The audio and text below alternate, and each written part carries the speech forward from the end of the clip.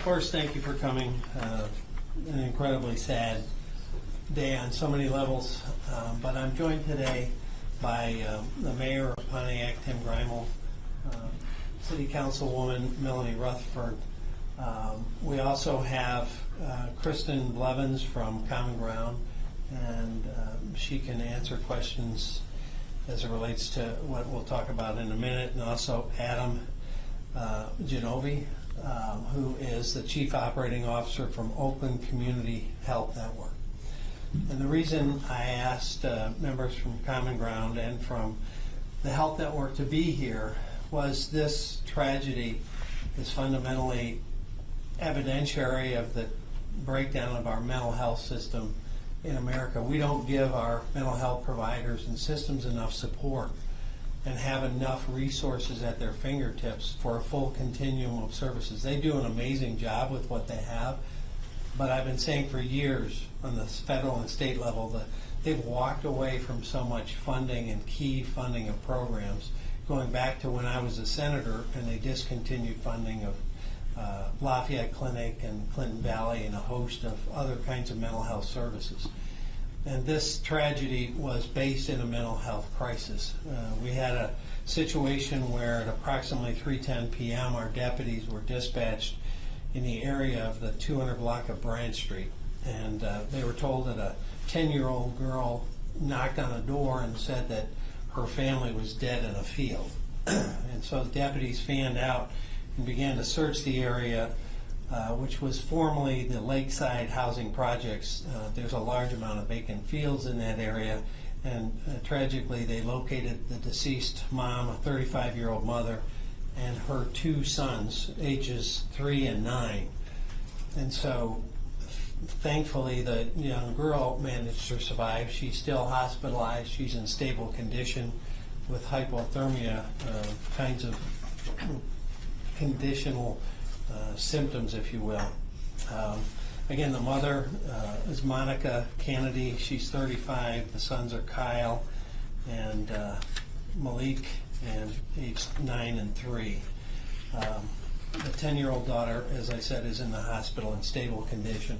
Our detectives immediately began to work the investigation, determine obviously the cause and what were the factors that led up to that situation where the tragedy occurred. They interviewed family members and a host of other folks, and fundamentally it breaks down to this was a mental health crisis. The woman, the mom, was having a mental health crisis. She believed someone was trying to kill her and that everybody was in on it. It was a conspiracy, so including the police were in on this, trying to kill her. Family members attempted to get her help, but she refused, and she fled with the children. So over the course of a couple days, we actually had been getting calls about a woman and kids not dressed appropriately for the conditions. Deputies would go there, look all through the area, and couldn't find anybody. We later learned from the surviving daughter that she had told her kids anytime anybody approached to run. So ultimately they were in the field. She told the kids to lay down and sleep, and unfortunately that's where they perished. Child Protective Services is involved now. They went to the hospital to check on the child, and when the daughter's discharged from the hospital, she'll be turned over to parental care. Again, incredibly sad on so many levels. Cause of death was determined by an autopsy today. Hypothermia, the determination that the death was accidental. But I would put accidental/preventable.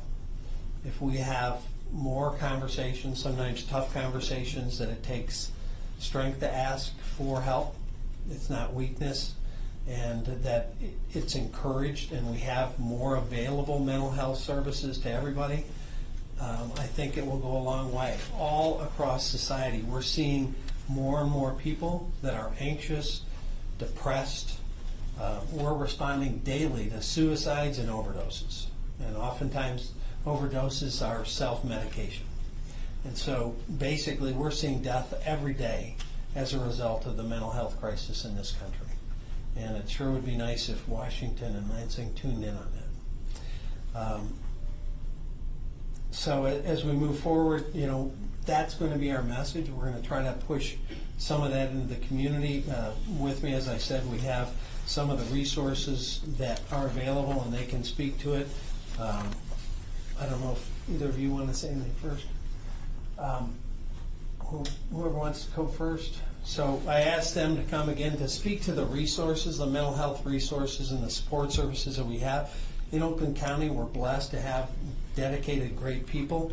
But as I said, so many of these things are underfunded. We'd like to have more crisis intervention at the sheriff's office, more partnership with mental health. And we have some of the best partnerships in the country. We've been recognized as exemplary with our partnerships with Common Ground and our diversion to get mentally challenged, mental health challenges, moments from people that are in that crisis to go to counseling rather than to jail. And on so many levels, we do things that almost no one does, but there can be so much more, and this is evidence of it. So, Adam from Community Mental Health there. Pardon me. Good afternoon, everyone. Thank you for allowing us to come here and speak today on this tragedy, and I'll just share a few things with you. Oakland Community Health Network stands ready to meet the needs of the community. We have a very wide array of services and supports. We have services and supports for people who are insured all the way to underinsured and uninsured. So a couple ways that people could get to us is through our access and crisis lines. So we have our non-emergency access phone number, which is 248-464-6363. We also have our customer service phone number, which is 800-341-2003. Now, the customer service line is one that I really want to share with you because that's one that anyone could call at any point, and they could talk about something that's going on in their life or in the life of a family member. And we've got some really excellent, dedicated, trained staff on that line, ready to answer the questions and then provide any resources that we would have from people who are currently involved in the system to people who would like entry or would need a higher level of service. We also have a significant amount of community crisis services available for the people that we serve. And then we have our community partner here, Common Ground, who's going to speak about that a little bit further. So could you give us spell your name and your title so we have it, please? Yeah, my name is Adam, last name is Genovai, Genovai. I'm the Chief Operations Officer at Oakland Community Health Network. Thank you. And next up is Kristen Blevins from Common Ground. Hello, thank you for inviting us to speak. I am the manager of our mobile crisis team over at Common Ground. My name is Kristen Blevins, as you heard. I'm here to talk a little bit about the different opportunities that we have for people who are in acute crisis within the county. The nice thing that we provide is the opportunity to connect you not only within our specific organization, but throughout the county to other core providers. So if we can't specifically help you, then we can connect you to other core providers because we are part of Oakland County Health Network. The best way to utilize our services is to either come in, and we're open 24/7. Our lobby, we have clinicians who can do assessments. We connect you to different resources. We also have the opportunity to receive phone calls. Our line is 24/7. The resource and crisis help line would be the best way to call us. That's an 800 number, 800-231-1127. And again, you can be connected to someone to just discuss your crisis. We can help you process it. We can connect you to different resources. We encourage you to come in if there's a need. We have some of our services that we offer are our mobile crisis unit. Obviously, we can go out into the community and meet you wherever you are in the middle of your crisis. We have our crisis hotline 24/7. We have our CRU, our crisis unit, where you can stay for up to 2 weeks. We have our new urgent care, behavioral health urgent care. That's all telehealth, so we have lots of different opportunities, and however we can help, we would love to be there for someone who's in crisis. So And it doesn't have to be just for yourself. If you notice someone else who is in crisis, for example, in this specific instance, please feel free to call us, and our mobile unit can go out. We can encourage someone to come in. We have many different options. So, What is the address of your office? so we are actually just right around the corner, and we're 1200 North Telegraph, Building 32E, just right across the street. It's behind the health department, right on campus here. As I've learned about this woman, I understand she went through so much trauma Yeah. that her children's dad had been murdered and the trial was underway. Can you talk about, as someone's going through such trauma, even if they don't have a history of severe mental health crisis, a couple family members didn't know of anything in the past, how that could definitely cause a crisis? Oh, absolutely. And one of the wonderful things about Common Ground and why I came to work for Common Ground in the first place is we don't get to define what crisis is. So if you feel that you're in a crisis, if someone in your immediate family or your friends notice that something is off, then you could be in crisis. You can call, you can send a referral, and then we can go and we can help and we can connect to those different resources. And the unique thing that our follow-up services offer is we can help you navigate through the system, because as simplified as we try to make things, if you don't speak this language, it can be tricky. So having that ability to guide you through the system and connect to different options is invaluable.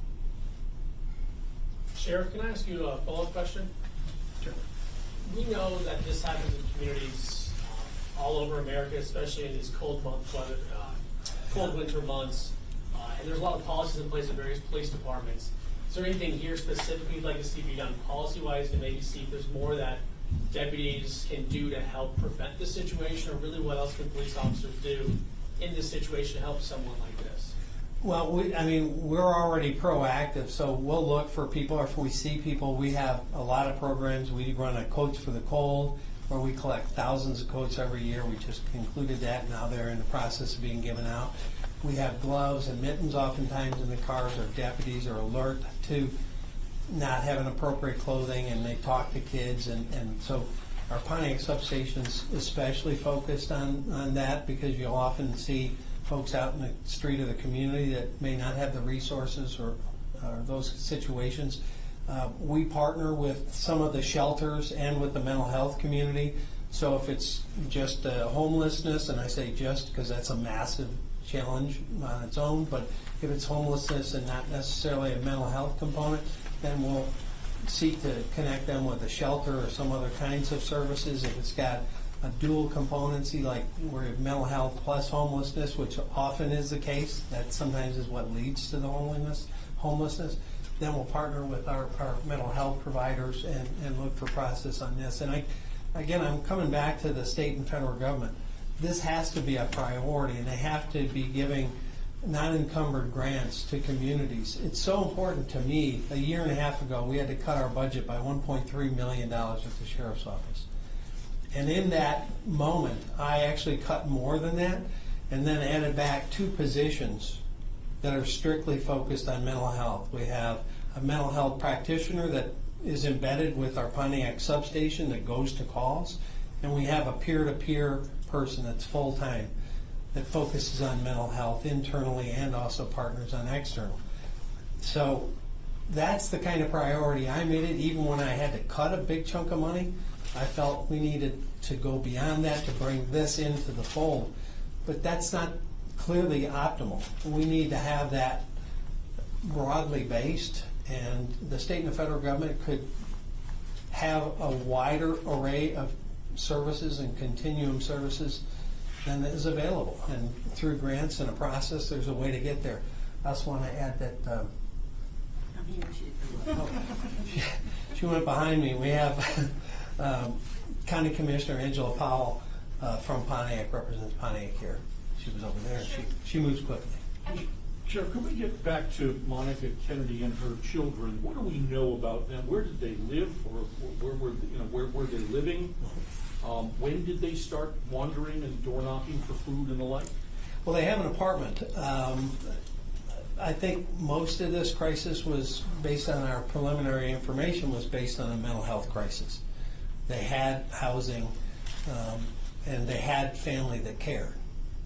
So, and friends as well. So, again, I'm really trying to drive home the point that it's so ever present these days, mental health challenges. I know our deputies at the scene are having, issues themselves, having to deal with kids and mom, and the totality of that, and it's in everything. Like in the last 2 years, police officer suicides outstripped the line of duty deaths. So you're seeing it in all walks of society and in the community, and we're trying to address it, but that's obviously not our main wheelhouse. We're trying to bring in more resources. We're doing more and more training. We're pushing out, as I said, embedded mental health practitioners with our patrol deputies, but it needs to have a higher level of attention on state and federal funding. What do we know about her family and their attempts to get her help? And was it that she was just not interested in getting help? Or was she on anybody's radar with the resources that are available? Was she on the radar, and what was being done to help her? Yeah, apparently the family was trying to get her into help, trying to get her committed and get some help, and she refused and fled. So she wasn't even at her apartment. Can you provide some specifics if you have them on the timeline? Meaning, had this been over the course of days or weeks in terms of family trying to help, and had she been out with her kids? At least a few days, but I don't know if it was beyond that. One of the investigators is here. The mother said that she had noticed a change for about 3 weeks, and that she noticed that she showed up to the house on Friday with the kids, and they were cold and not. Okay, so for those that can't hear because of the microphone, the mother had noticed some change in behavior about 3 weeks ago, and she showed up on Friday with the kids, and they were cold, shivering and not appropriately dressed. So apparently it became a crisis point somewhere in that time frame. So were they literally wandering out in the field, out in the elements? Yes. Friday, Saturday, and Sunday? Yes. How close to Crystal Lake were they when they were found? Pretty close, because I believe at one point we have information that the mom went down to have a drink at the lake. So they were in proximity. Go I'm going to jump in here for a second. Talking about the family trying to connect with services, was that the problem, or was the issue that you all couldn't find her? Was there a drone out there looking for these folks? So Well, I'm asking two different questions. Yeah. Did you know how many contacts or efforts were made to connect with the available services is one, and then the other one is, in the effort to search for them, what resources were deployed by your department? From our side, we're not called about a person or kids in crisis. We just would get an occasional call, hey, there's somebody in the area that doesn't look like they're appropriately dressed. And deputies would go there and look, and they weren't there. So we didn't have anything on our radar about a particular mom or 3 kids or a crisis. Just, hey, you might be aware somebody's on the street and they look like they're cold. In terms of the family, it's my understanding that the family is trying to get her into counseling, and she fled. She refused. Did they connect with any of these services through CMH? That's I what I'm wondering. don't think they got to that point because she was refusing. I don't think they can't complete the second step without the first saying, okay, I'll go. So how was this preventable, really? It was preventable if we all communicate with each other. I mean, at that point when the family knew a crisis was developing, if they call us or call these phone numbers, then we would have popped up assets to look for the kids and the mom. We would have known it was something more than just maybe somebody was walking down the street and didn't have a coat on. Big difference when you find out that she may have been out there with the kids for days and she's in a mental health crisis. We would have deployed a huge amount of assets had there been that communicative process where family members and us and mental health all had the complete picture. Without So had deputies seen the family, then they could have done something. They just couldn't find these people. Yeah, and we didn't even know who they were. At that point, again, it was just, hey, there's somebody walking down the street, they're not wearing a coat and it's super cold. And the family members didn't feel comfortable calling 911 to ask for your help? I can't answer that for them, but they didn't. Sheriff, can we talk about the little girl? What was her inkling to go for help? Did she express that to investigators at all, or I guess kudos to her for Yeah, seeking? they all laid down. Mom told them to lay down and rest, and they all laid down in the field. The girl that survived woke up. No one else did. Can you talk a little bit about her husband? What do we know about her late husband who had been murdered? I don't have a lot of information about him. Do we have an ID on him? Do we have a name? Oh, yeah, I'm sure we can get that to you. Do you have any what triggered the mental health crisis? Was it In terms of what started from, What triggered her? as I said, as he said 3 weeks ago, the mom noticed a change. We don't know what was the triggering for that change because we never had any communication, and mental health services never had any dialogue. So none of us in the room had it on any of our radar. Sure. And that goes again to the point where, you know, the councilwoman said, you know, we all have to have hard conversations about mental health. She said it to me in my office. And the community has to work together to make sure people that are in crisis or going in crisis or have had trauma, have had PTSD, have issues that are challenging them, know we all got to talk to each other and find the path forward. So the family tells me that the children's dad was murdered in November 2021.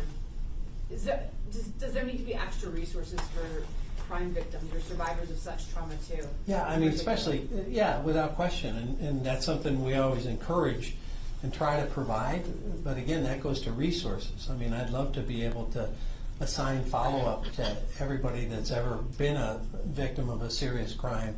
I know there's different funding sources for it. There's some within the prosecutor's office and other spots. Common ground. But, you know, in Common Ground, you know, there's Vine. I was on a national work group on that.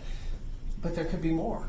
I mean, when you're a mom with 3 kids and the father of your kids has been murdered and you've got things going on, there needs to be more integration of those services.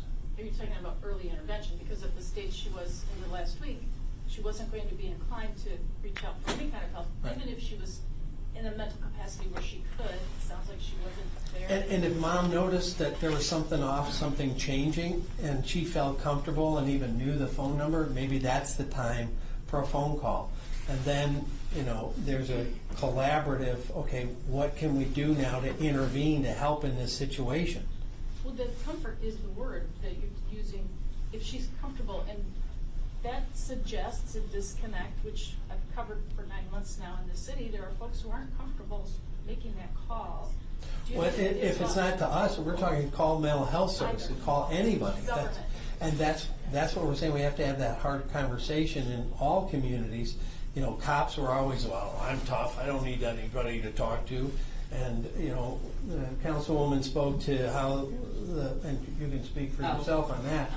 I'm ready for everything. Go ahead. You spoke very eloquently in my office about that. Good afternoon. So we have to start having candid conversations about mental health, especially in the African American community, because in the past we were now always taught that mental health is an asset. Sometimes you're mislabeled when you call. Sometimes you're scared. In the past you've been shunned when you say you're having a mental health crisis.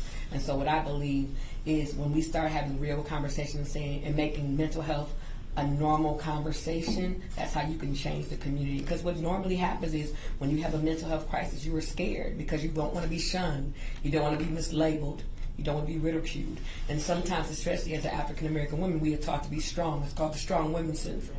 And when you have the strong woman syndrome, you don't want to ask anybody for assistance. And then you get to the place where you feel like it's not worth it. And so what we have to keep reiterating is that mental health is real.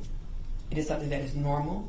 It is something that is treatable. It is something that is valid. And most importantly, that you can get the right cognitive therapy or the medication that you need to balance it out. As a person who deals with a mental health crisis in my own life, I constantly have to make sure I understand that it is about the long-term healing. And that only starts when we have real, candid conversations and not shun away from those uncomfortable moments. Could you identify yourself, spelling name as well, please? Yes, my name is Melanie, Melanie, Rutherford, Rutherford. Thank you. Thank you. What was your job title, Miss? I'm the councilwoman for District 1 where this incident occurred. Thank you. Sheriff, I had two questions, please, in regard to if they were underdressed or seen walking underdressed. Did the kids have coats? How were they found? What were they wearing? What were they not wearing? Do we know? No winter attire, right? Mom had a coat, and I believe the daughter took the coat off of Mom when she came to which was pretty No hats, amazing. no gloves, no coats. Generally, no. And can you provide any more information in regard to, the issue the mother was grappling with about fearing people were targeting her family? Do you have any context of how long she may have been thinking this? Had family said this had been for weeks, or was this a recent development, or any clarity you can give? Well, all that we have so far is that the mother said a change in behavior was about 3 weeks ago. Okay. So obviously, mental health crisis, and not unusual in a mental health crisis for people to have paranoia, to have the fear somebody's watching me, somebody's trying to kill me. That is pretty usual, quite frankly, in what we come across in the street. Well, especially after a family member's murdered, I would think that would heighten the fear. Absolutely. Is there any possibility that it was legitimate because the trial just happened? We don't see any connection to that fear being realized, and it's my understanding that the family just thought she was having a crisis. There was nothing tangible. What were the ages of the kids? 3 and 9. Oh, and the surviving child was 10, yes. Could you spell the children's names, please? Yes. So the 9-year-old was Kyle, Kyle, Milton, Milton, 9. And then Malik, Malik, age 3, also last name of Milton. And then the young lady in the hospital, she is 10. Sheriff, where was it that they were found? Was it near the water, in the field, in the vehicle? They were in a field. Not even in like an abandoned vehicle, because there are several on that property? They were in a field. Are there any cameras out there that would tell you when they went out there? Are there signs that say that there's cameras in the area? I don't know. Nothing that we've got so far. Was one of the vehicles left there, their vehicle? No.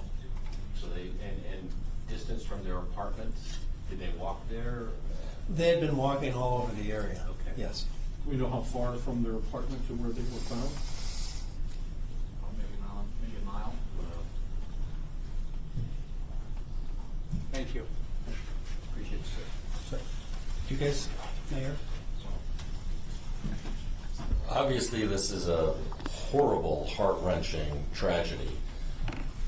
I want to just reiterate what others have said, which is please seek help. If you're out there and you're struggling with mental illness, please seek help. If you know someone who is struggling with mental illness and not seeking help, please reach out to the providers of mental health services on behalf of the person who's struggling. There are services out there that you don't have to have insurance to access. So I really do, as we seek to prevent this kind of tragedy from occurring again, I just want to emphasize how important it is if you're out there and you know somebody going through this, or you yourself are going through this, please seek help. There's no shame in this. We really do have to get past the stigma around mental health. When people have a broken leg, they don't hesitate to seek medical help, and mental illness is no different. So please seek help whenever it's needed. Let's talk about warming centers, or of the ability to get warm. There were more resources 5-10 years ago. There aren't as many. There are fewer than 200 emergency beds available for people who are homeless. Not that in this case that would necessarily apply. The city's been talking for months about affordable housing and creating an environment where people who are marginally housed can find a place to be. Are there any innovations there? I would not probably have helped this lady because she had a home, but what is the city doing for other people? You just broke up a big, not you personally, but there was a big camp over on Union Street that in the fall was taken down, and some people were offered resources, but they didn't accept those resources and are presumably still on the street. There are resources available for those who are homeless. Again, this is a situation where sadly this family, while they had a home, apparently the mother was struggling with mental illness, and that really, from all of the reports that we've received so far, that really is the crux of this situation. Is it was a situation of untreated mental illness, and that's why I really want to emphasize the importance of seeking help for those who are mentally ill. Hello, again, I'm County Commissioner Angela Powell, and I want to join in with my colleagues in this tragic situation. And I just also want to just put extra emphasis on family and friends to please intervene. You know, we have individuals, we just had a case last year where we had a young lady who was locked up, and she was offered resources within the jail, but she declined. So again, we know that that is another issue with mental health, with individuals fighting mental health issues. So I just want to again stress to all individuals, families, friends, please intervene. So it won't be on your heart and your head that you didn't step in time to try to save individuals. So please, as a community, let's all step in and try to help anybody to get any assistance, because I do know for a fact, as a county commissioner, Oakland County has several resources to help mental health individuals, homelessness, everything. We are locked in step with our sheriff department in making sure, even with our city elected officials, and making sure that those resources are here when we hear about them. So please just keep us informed, but also please, family and friends, step in to help people that you may see is struggling with something. We all have, especially since COVID. Post-COVID has put a whole nother layer on mental health. So please, thank you. But Yes. in the case of Ms. Wilson, who ended up in jail, and is still in the county jail, has declined any kind of mental health. They can't even do a really proper evaluation on her, from what I understand. Not a story I wrote, in England did it. But you can't force someone to take that sort of support. You have somebody in a safe place right now who's rejecting the mental health services available to her. I guess I understand I'm saying, that, is there another step that needs to be taken? You know, the next step is just to continue to offer it, and somehow we help this lady to take the offerings of the resources being offered, so that it's not on our hands, it's not on the family hands, that they did not provide the resources that she needed, or to even do the evaluation and to do anything that's necessary. And I know the sheriff department has tried everything. Prosecutor's attorney, we've tried everything. So at this point, we just got to keep that lady in prayer and just hope that she will eventually grasp onto those resources and get her some help, because clearly she needs it. And I just want to ask one more thing. Just, you mentioned you're urging family to do things. It sounds like Ms. Kennedy's family did do what they were able to do under the circumstances. There's no blame being assessed to the family members. No, it's not. No blaming. No, I'm not blaming anyone. I'm just trying to forewarn all individuals to please just step in. One call can go a long way, and you don't even know how that will help a person. So I'm not pointing fingers. The family did what they could do up until that point, and I commend them for what they thought that they were doing to assist in any way, shape, or form that they can. But I'm just also doing an extra calling to make sure that everybody step in, especially with the trying times we are experiencing now. Thank you. Sheriff, I apologize. I have one last question. You alluded to it, and I'm sorry if I made you repeat yourself. The 10-year-old girl, her condition, as last we know it, and are there family members she will go to, or does she become adoptive services, child protective services, or what happens here?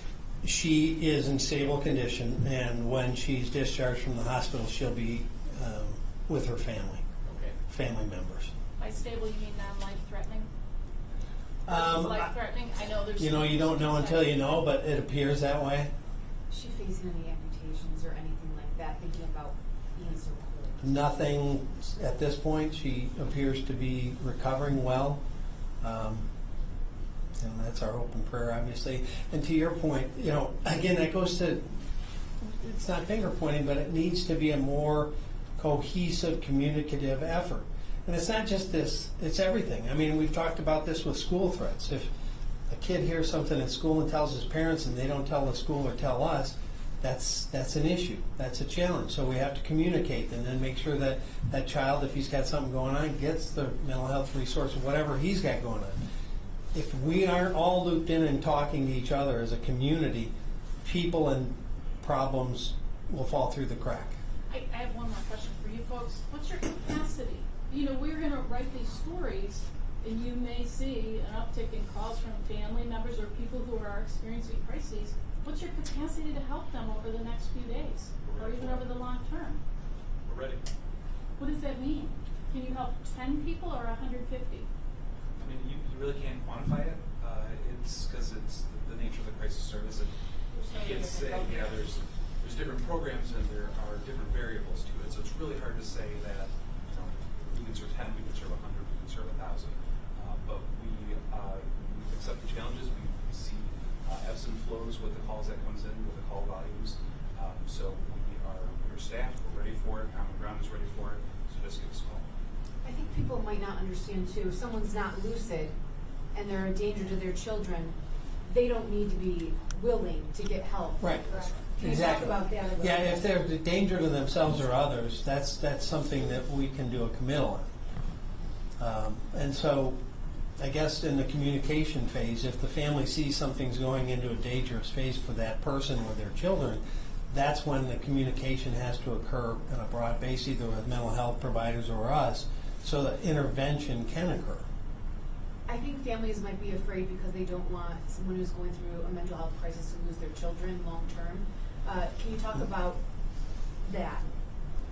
I understand the fear, but look at the outcome, right? So you have to balance any decision with, we have to make sure that they're okay today so there will be a tomorrow. But you don't immediately take away someone's children. Like if you picked up this No. family Saturday, No. they might have been hospitalized, but it's not an instantaneous thing. What is that process? What are people's resources? Well, CPS, Child Protective Services, would be brought in. It would be a holistic approach. Potentially, they would work with probate or whatever they need to do. No, it's by no means instantaneous, and it's focused on taking care of people at that moment in time, and then later they figure out what's the best long-term plan. But you've got to, again, solve today's problem before you can look towards tomorrow. Were there any other factors involved? Did you do a toxicology on Ms. Kennedy, or was there any other? Toxicology will take some time. Anytime you do tox screens, it takes a period of time. But there's no indication that it was, because all the kids passed as well. Right? And the daughter that survived gave us no information that there was any substance activity. Thank you, Sheriff. Thank you.